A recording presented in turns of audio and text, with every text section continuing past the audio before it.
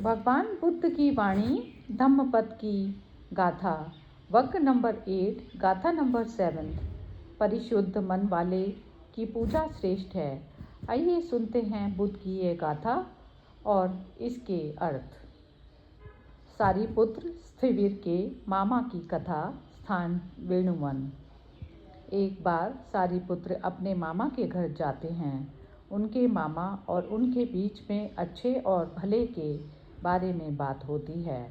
सारीपुत्र के यह कहने पर कि क्या आपने कभी एक भी भला काम किया है, वह ब्राह्मण बताता है कि बराबर महीनों भर निकंठ साधुओं को हमेशा दक्षिणा देता हूँ।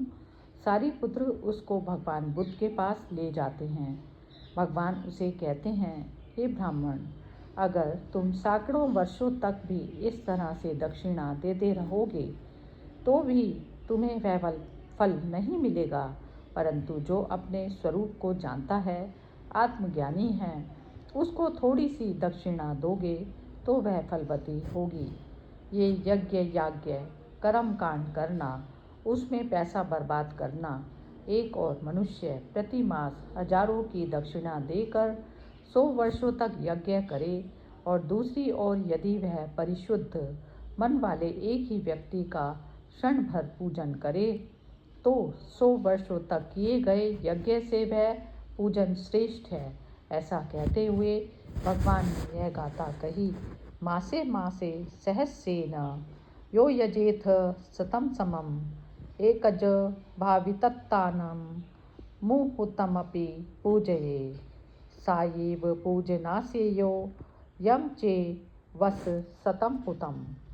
जो महीने महीने 100 वर्ष तक 1000 यज्ञ करे और यदि परिशुद्ध मन वाले एक पुरुष को मुहूर्त भर भी पूजे तो 100 वर्ष के पूजन से वह पूजा ही श्रेष्ठ है।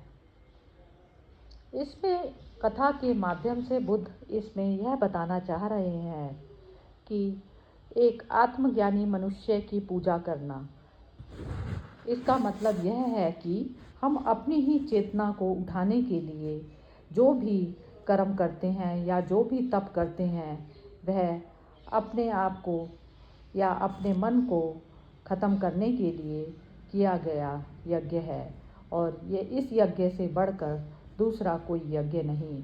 आप चाहे बाहर कितने ही दान पुण्य कर लें, लेकिन वह सब उस अपनी चेतना को उठाने के लिए किया गया एक छोटा सा कार्य भी इन सभी यज्ञों से श्रेष्ठ है।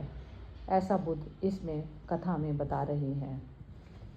अपनी ही शुद्धतम आत्मस्थिति को प्राप्त करना सबसे बड़ा यज्ञ है। हरि ओम तत्सत।